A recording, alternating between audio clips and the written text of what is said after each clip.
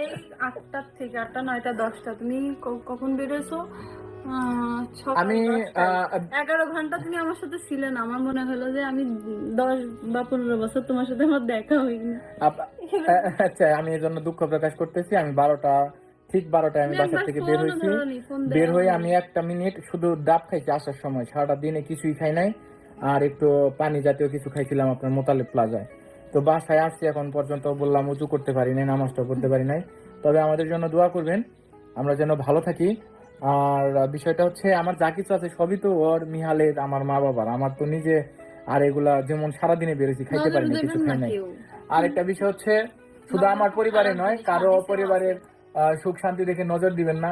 কালকে 2 দিন আগে যখন কোরআন পড়তেছিলাম, আমি বাংলা অর্থ সহ পড়ি, ওইখানে স্পষ্ট লেখা আছে যে এক নবীর সময় এই নজরের কথা উল্লেখ ছিল। এটা হচ্ছে সুলাইমান আলাইসাল্লাম, সম্ভবত সুলাইমান আলাইসাল্লাম না দাউদ আলাইসাল্লাম। তো ওনার সময় এই নজরের কথা উল্লেখ ছিল, তখন খুব নজর জিনিসটা মানে এই শিরক কুফরি এগুলা